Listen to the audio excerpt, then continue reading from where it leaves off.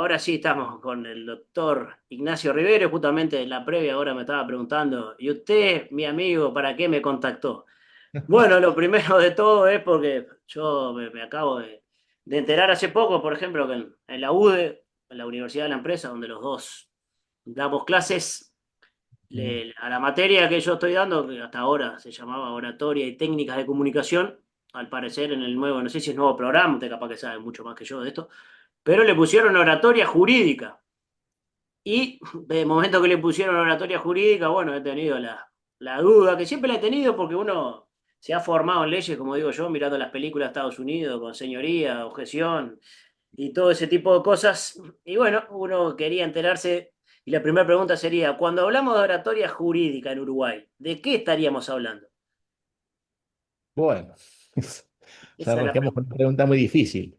Eh, la verdad, nuestro proceso, básicamente ahora, no tan ahora, porque ya del 2017 hubo un cambio en materia del proceso penal, pero nuestro proceso civil, en realidad uno piensa que es un proceso oral, pero lo que es un proceso básicamente por audiencias. ¿Y por qué lo digo? Porque los principales actos procesales, que son la demanda y la contestación, se formulan en forma escrita.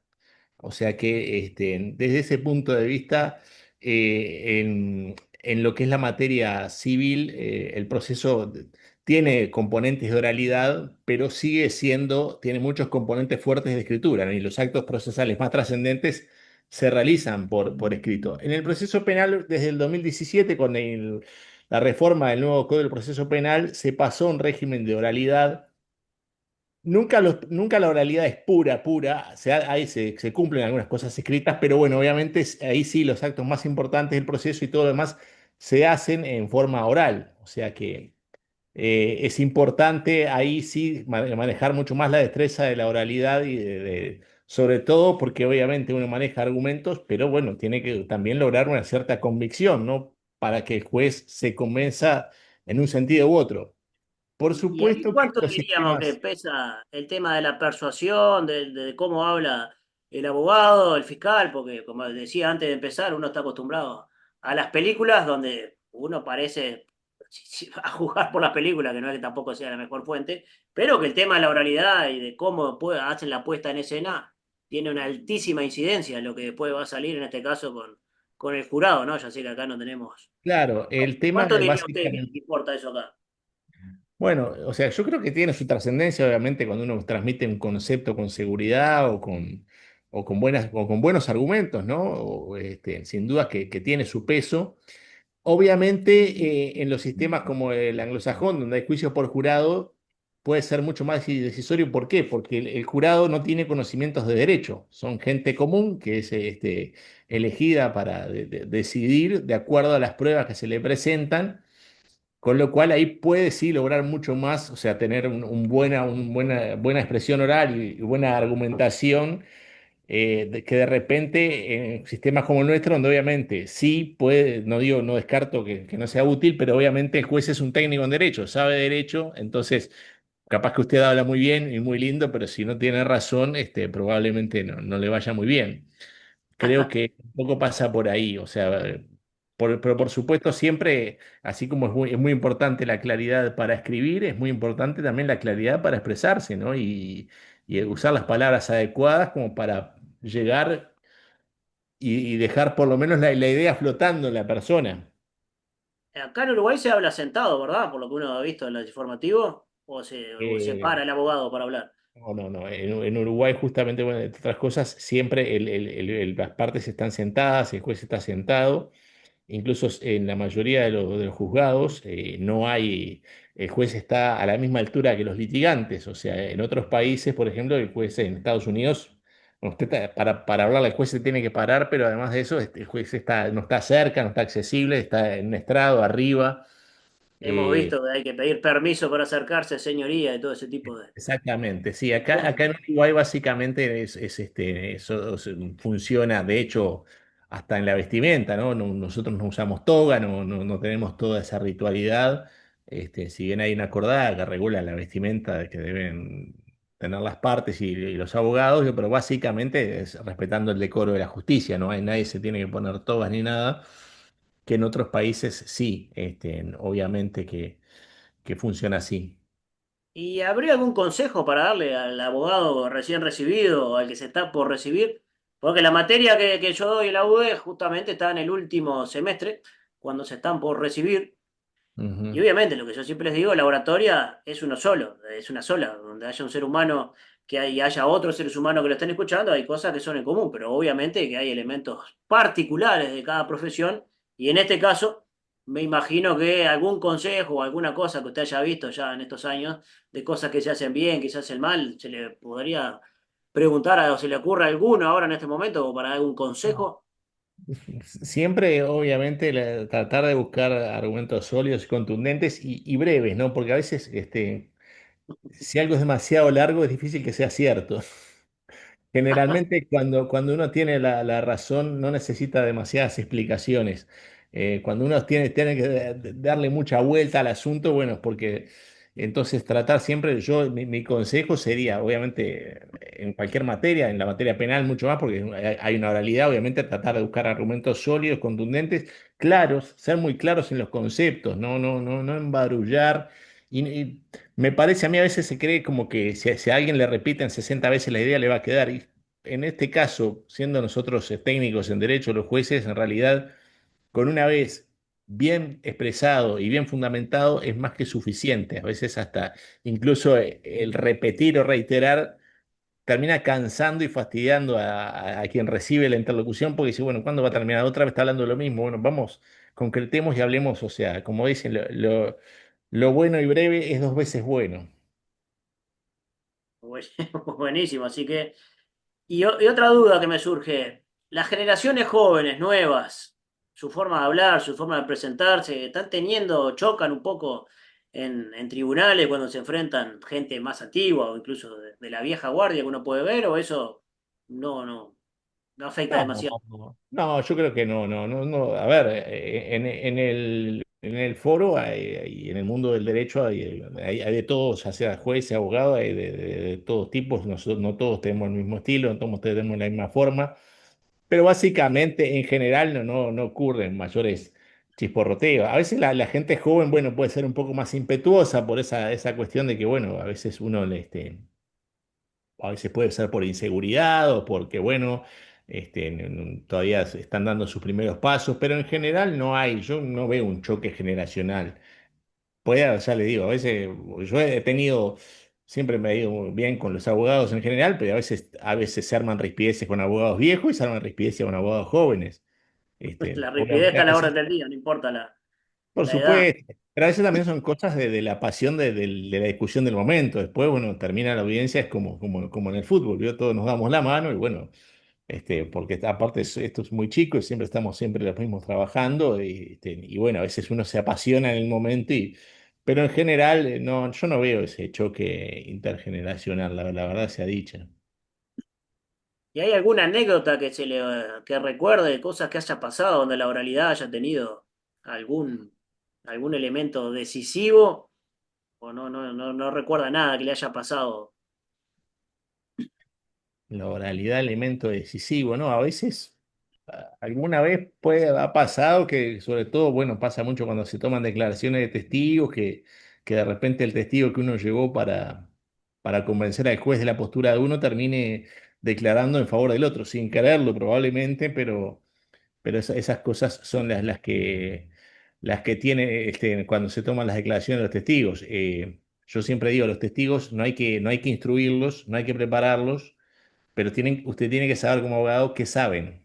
Si los testigos saben de qué van a hablar, porque si no le puede pasar llevarse el fiasco de que el testigo termina diciendo cosas que, lejos de favorecerlo a usted, favorecen a la contraria, o sea, lo termina perjudicando. Usted termina llevando a quien lo perjudica. Pero no, Muy interesante, básicamente, ¿no? Y, hay- básicamente, sí.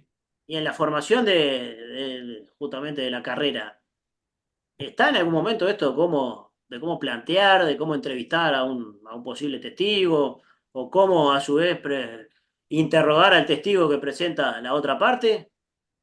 ¿O son cosas que se van Yo, aprendiendo medio sobre la marcha? bueno, creo que en algunas materias se da, en derecho procesal se da algo, pero claramente a veces son cosas más de la técnica forense, ¿no? Que tal vez sería algo que debería instruirse o darse cuando uno hace la técnica forense, que es cuando se le enseña la parte más práctica del derecho, digamos, el derecho en movimiento.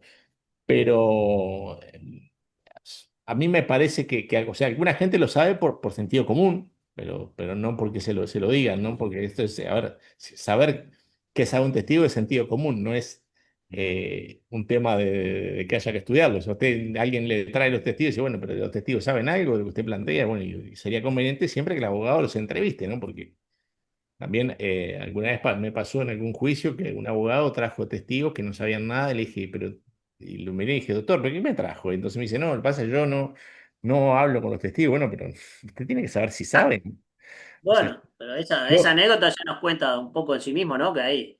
Porque ¿a yo qué ya voy le con esto? En los cursos de oratoria lo que yo siempre parto de la base es que todos nosotros que hemos atravesado instancias de escuela, liceo, universidad, en todos esos lugares suelen poner bastante cuidado de cómo escribimos. Nos suelen dar un montón de herramientas, reglas de ortografía, aunque mucha gente creo que se ha olvidado que existen reglas de ortografía. Pero sin embargo, en la comunicación oral, que prácticamente es lo que estamos haciendo todo el tiempo, salvo incluso en las universidades públicas, hasta donde yo sé, sigue sin haber una materia de oratoria y técnica de comunicación. E incluso acá en estas privadas donde nosotros damos clase hay un solo semestre y yo me topo muchas veces con gente que tiene ciertos traumas, ciertos problemas, gente más tímida o patológicamente tímida y a veces en un semestre, que además sabemos que los semestres son 3 meses y medio y todo ese tipo de cosas, uno siente que no ha logrado hacer una verdadera transformación del alumno que en el mejor de los casos ha tenido solo 3 meses en toda su historia de técnica oratoria, cuando escribiendo hemos pasado todos nosotros muchísimo más instancias de escritura. Yo siempre le digo a los alumnos que hasta tuve un cuaderno de doble renglón cuando era chico porque tenía la letra medio para sí, cualquier sí. lado y me pusieron un cuaderno de doble renglón y todas las instancias de los años se preocuparon por mi escritura. Ahora, la manera de la oralidad, cómo nos presentamos, y esto un poco ya más complejo de la persuasión, prácticamente nunca nadie nos habló, nos hablaron en teoría, incluso mucha gente me dice, bueno, facultad a veces te hacen hacer presentaciones sin ninguna clase previa, y entonces a veces siento, pero puede ser simplemente una sensación, que cuando el abogado nuevo o mucha gente nueva se tiene que presentar ante, como le digo, los tigres de la Malasia, esos abogados a veces que aparecen en la televisión, esos penalistas famosos, que incluso ya a veces arrancan ganando los casos, bueno, es una manera de hablar, ¿no? Pero por lo menos ya se presentaron en la prensa y hablaron con uno, con otro. Si aparece ahí el medio fresquito, como que va a arrancar con cierta desventaja al respecto. Por lo menos una Sí, sensación desde mi materia, ¿no? no sé, yo no sé si a veces sí hay abogados que si son más inseguros, de bueno, a veces pueden, yo qué sé, de repente perder una instancia procesal por estar más distraído o por no, bueno, no exponer bien la situación. O sea, porque obviamente usted si habla muy grandilocuentemente, pero dice cualquier disparate, en realidad diré, bueno, sí, muy grandilocuente, pero nada, eso no, que usted dice no es correcto. Y viceversa, puede ser, pero obviamente siempre todo le va a sumar, sobre todo cuando la balanza está pareja, ¿no? Porque hay casos que la balanza está muy claramente inclinada o se empieza a inclinar para un lado, pero a veces está pareja y bueno, y a veces justamente hasta el cómo presentar un caso puede terminar definiendo algunas cosas o cómo argumentarlo, por supuesto. Porque además siempre el abogado tiene que creer en el caso que plantea, ¿no? Yo creo que si el abogado no cree, no debería plantearlo. Eso es un tema ético, pero obviamente que si uno cree en el caso va a poder argumentar mucho mejor, presentarlo mejor y mostrarse también, porque bueno, sí, obviamente que hay hasta, hay cosas que hacen también a la postura, yo que sé, a la presencia, de como uno entra vestido a una audiencia, digo, por más que uno ve en el parqué de todo, pero obviamente yo que sé, creo que es importante el correcto, el saludar, cosas que hay abogados que a uno no lo saludan. A ver, yo no me voy a ofender ni le voy a fallar en contra por eso, ¿no? Estamos de acuerdo. Pero obviamente también hay cosas que hacen a la globalidad que me parece que suman. O sea, usted nunca le va a restar y ser correcto, cortés, disculparse, saludar. O sea, eso siempre le va a sumar. Y bueno, y plantear las cosas concretas, pero bien, con fundamentos, eso siempre es muy importante. Me gustaría retomar una cosa que me pareció maravillosa que acaba de decir, que el abogado, quien sea, ¿no? Pero en este caso el Mm. abogado tiene que creer en el caso, tiene que creer en... Usted como juez lo nota, puede notarlo medio rápido cuando un abogado no cree demasiado ya en su caso, se nota de lejos eso, o le ha, le ha visto alguna Bueno, vez que dijera, esta persona ni él cree en lo que está diciendo. y algunas veces sí, me parece que se puede notar, en otros, a veces, yo igual, muchas veces hay casos que se plantean que uno dice, bueno, esto no sé si es por desidia o por ignorancia que el abogado está planteando esto, o sea, cuando uno ve cosas que son disparatadas, que obviamente uno no va a decir nada hasta el momento que llegue la sentencia, pero cuando uno ve un juicio que está desde el vamos, arranca mal, torcido, y uno dice, esto yo no lo veo, o sea, yo no sé el abogado dónde lo vio, cómo vio que esto podía funcionar, pero bueno, como todo, ya para saber si el abogado cree o no, a veces es más difícil determinarlo. Pero obviamente sí en algunos casos se puede notar y decir, bueno, este sabe que esto no va a andar, pero bueno, está tirando un manotón de ahogado, como se dice, ¿no? A veces se tira un manotón de ahogado, pero bueno, tal vez hasta se lo dicen al cliente, de repente no, no sé, eso ya me excede. Si le Sí, dijeron se al quedan. cliente, mire, esto es una cosa que vamos a hacer por si las moscas, pero no creo que tengamos suerte. Bueno, en Este, ese caso por lo menos sí, ya partirían de una base de cierta honestidad entre... ¿Y está limitado el tiempo acá de que cada abogado tiene para exponer? no, no, en general no está limitado. En el Código General del Proceso habla de los alegatos, son 15 minutos, que no me acuerdo ahora cómo es la norma, tenía que buscar, pero son unos minutos prorrogables por el doble de minutos. Pero en general, además, en lo que es materia civil, casi nadie alega en forma oral, muy pocas veces, todo el mundo prefiere alegar por escrito, pues ya le digo, más allá que el proceso civil nuestro es por audiencias, los actos más importantes siguen siendo escritos. En el penal no me consta que haya tiempos, pero no es mi zona de expertise también, porque yo además, yo cuando hice algunas subrogaciones penales eran en el viejo código, o sea, no estoy muy ducho en materia del nuevo código y cómo es el tema de las audiencias y los tiempos. Me parece que no, en general, salvo que la cosa se vaya muy al divago, o sea, cada parte tiene su oportunidad para hablar, pero salvo que sean tiempos irracionales en general. Vieron que a veces hay audiencias que se hacen muy largas en materia penal. Hay casos, los casos conocidos hacen, bueno, 6 horas de audiencia, a veces porque están Sí, sí, discutiendo sí. cosas importantes o en las que no se ponen de acuerdo y demás, pero no me consta que tendría que averiguar, pero creo que en penal tampoco me parece, hay Y una tiempos. última, como para ir cerrando, a mí a veces me surge la duda cuando los abogados salen a hacer declaraciones públicas, cuando esto toma carácter público, que incluso a veces uno lo ha escuchado como que algo generó alarma pública y por eso se dieron determinados tipos de sentencias que usted me corregirá, ¿no? Porque hablando sin saber, como dice un programa por ahí, pero que si ese mismo caso no hubiese tomado notoriedad pública, probablemente el caso o la resolución final hubiese sido distinta. ¿Qué le podría Bueno. decir? ¿No? ¿Qué conviene salir a declarar? ¿Qué habría que tener en cuenta? ¿Qué es lo que resta? ¿Qué es lo que suma? Yo no sé si salir a declarar resta o suma, eso será la estrategia de cada abogado. En general, la idea siempre es que los jueces sean lo más imparciales posibles y no estén permeados porque obviamente no vamos a ser honestos. Hay muchos casos que toman notoriedad pública. Ahora si usted me dice, ¿le consta que algún juez falló distinto porque no tomó notoriedad? Yo le diría que a mí no me consta. Que en general, si el caso no se hubiera conocido, se hubiera fallado igual.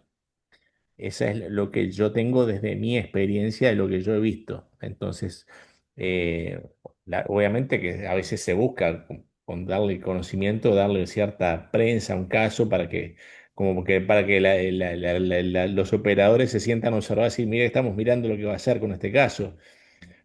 Ahí, Pero, pero o a veces dice, no, esto tiene que tener una sentencia ejemplarizante. Bueno, las sentencias en general no son para ejemplarizar nada, son sentencias, ¿no? De acuerdo al caso y a la prueba no tienen, o sea, podrá tener una cuestión pedagógica, pero porque alguien dirá, este que hizo tal cosa le dio tanto tiempo, o le pasó tal cosa, pero en realidad no es la finalidad con que el juez dicta una sentencia. El juez dicta una sentencia de acuerdo a lo que surge en un expediente, a lo que se probó, y sobre esa base resuelve.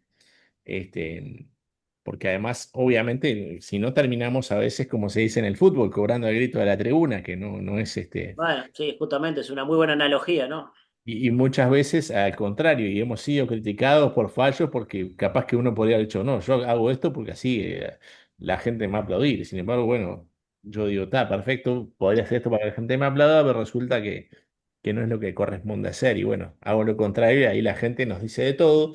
Pero bueno, es parte de, y además porque obviamente, primero, porque nos gusta a veces opinar de todo. Segundo, y yo no opino nunca, a veces me preguntan en alguna comida familiar, "Bueno, para tal cosa", y bueno, yo no conozco el expediente para empezar, no sé qué elementos tuvo el juez a la vista, porque a veces uno dice, Claro. bueno, es muy fácil resolver, pero de afuera. A ver, entonces, cuando me dicen, bueno, hay algo común que a veces pasa, y bueno, todo el mundo sabe quién vende la droga, perfecto. Pero bueno, a veces usted manda a la policía a allanar y no encuentran, o sea, no encuentran la droga. Entonces, bueno, todos sabrán que ahí venden, pero si yo no tengo la droga a la vista, yo no puedo condenar porque el rumor es que todo el mundo sabe quién la vende. Yo puedo condenar porque si, bueno, si se hallara una casa, se encuentran balanza de precisión, se encuentra droga, bueno, claramente estas personas se están dedicando a la venta de estupefacientes. Ahora, si es por el grito popular, bueno, volvemos a la época de la Inquisición. Entonces, claro, esto es... las garantías, además, que a veces uno se olvida, pero son para todos, ¿no? Porque las garantías son para los que son culpables, pero también para los que son inocentes, porque en realidad si no, después vamos a decir, bueno, yo para mí quiero todas las garantías, pero resulta que para el vecino no, bueno, no, siempre van a estar para todos. Entonces, en ese sentido, por eso yo no creo, en general, en los años que llevo como magistrado, que no me consta, por lo menos, que nadie haya cobrado el grito de la tribuna o bueno, o que se haya fallado porque un caso tomó notoriedad pública. A mí, por lo menos, no me consta que sea así. Obviamente, salimos un poquito de lo que a mí me interesaba, pero a veces uno ha escuchado el tema alarma pública. No sé si existe eso en nuestra jurisprudencia, ¿no? Como que algo que causó y eso sería como un agravante de las situaciones ahí donde, bueno, uno pensaba que dos por tres aparecen los abogados más, sobre todo los penalistas, ¿no? Más renombrados a hablar a favor o en contra de alguno de estos Tendría que ir casos. tendría que ir a buscar el Código Penal para ver las agravantes, pero yo no sé si ahora me hace dudar si hay un agravante por la alarma pública. Creo que sí, pero la verdad no me agarra, me agarra No, no, desprevenido. no, obviamente esto es una comunicación más informal, tampoco era Este, ese No, asunto, pero en el lo- caso que existiera, ¿no? Obviamente el abogado, aunque no lo sepa, en algún caso de pronto también su parte de su trabajo será, bueno, cómo se presenta ante ese público, ante la prensa, para sí, ver sí. de cómo se está procesando esto, ¿no? Y obviamente eso es casi impredecible, mucho más en el mundo de las redes, qué se va a viralizar, desde qué ángulo se va a ver, o de, bueno, ya sabemos que estamos en un mundo muy complejo al Sí, por respecto. supuesto. Pero no me consta, ahora no me acuerdo lo de las alarmas públicas. Yo creo que no, pero no quiero hablar de una área que no es la mía y meter la pata. Ya usted dijo tal cosa y esta la otra. O sea, en este momento, porque además también, claro, los jueces tenemos que estudiar, ¿no? Entonces, si mañana, por supuesto, me mandan, los jueces podemos estar hoy en una materia y mañana en otra. Y bueno, si mañana me mandan a penal, obviamente, cuando alguien me pida condenar a alguien, bueno, ahí me tengo que fijar cuáles son las agravantes o no, y ahí, y eso Ahí uno está. lo estudia en el momento, porque la verdad que tener todo en la cabeza es muy difícil. No, no, por supuesto. Bueno, así que le agradezco sus palabras, su Por favor, tiempo, un placer. y después estaremos atentos a ver a la propia universidad cuando pongan la materia, veremos el Muy programa bien. y capaz que lo vuelvo a contactar, porque obviamente la idea es dar un servicio a los que están estudiando, y me imagino también que esto, si se empieza, si se empieza a notar una necesidad de una oratoria jurídica, sería bueno que todos los abogados, de una u otra forma, estén bien versados en este rubro para que cuando lleguen a estar en instancia con usted o con algún otro colega juez, hagan las cosas que tienen que hacer, tengan una tranquilidad, tengan una elocuencia, sobre todo tengan un buen orden y no hagan redundancia o que lo tengan que mandar a silenciar o aburran a la gente, ¿no? Que lo peor que podría pasar es en cualquier Eso, lado, pero me imagino que si llegan a aburrir al juez de la causa, eso es muy estaría. importante. Bueno, una cosa común que pasa a veces es que se reiteran preguntas hacia los testigos. Dicen, no, ¿para qué quemas? Claro, ya quedó claro, ¿no? Cosas que a veces, y eso bueno, es porque a veces no hay un orden hay gente que uno ve que preparó la audiencia, realmente tiene las preguntas hechas, tiene todo el dossier armado y otros, bueno, parece que vienen a improvisar como... Y me imagino que como ser humano le caerá un poquito más agradable aquel que viene con todo preparado que el que viene poco menos a ver qué pasa, ¿verdad? Por supuesto, a ver, si por eso, a veces algo se puede definir en muy pequeño detalle. Por supuesto, si usted viene muy prolijo, muy todo, pero su caso es un desastre, lo va a perder igual. Esa es la realidad. Y capaz que otro que, bueno, pero obviamente nunca va a restar, siempre va a sumar. Es como ser prolijo en algo, correcto, educado, o sea, siempre le va a sumar. Obviamente nunca no va a ser definitorio en eso, pero bueno, una buena exposición y una buena argumentación, en un caso, por ejemplo, que esté muy equilibrada la balanza, puede llegar a terminar definiendo algunas cosas, ¿no? Por supuesto, bueno, le agradezco mucho y esperemos que los alumnos que hayan pasado por esta cátedra de oratoria hagan la diferencia luego en el Bueno, juzgado y usted los pueda muy bien. apreciar también, como diciendo, oh, qué maravilla. Muy bien, muchas gracias, sí. Bueno, un gusto, Así ¿eh? mismo. Hasta Un luego. placer. Chao, hasta Chao. luego.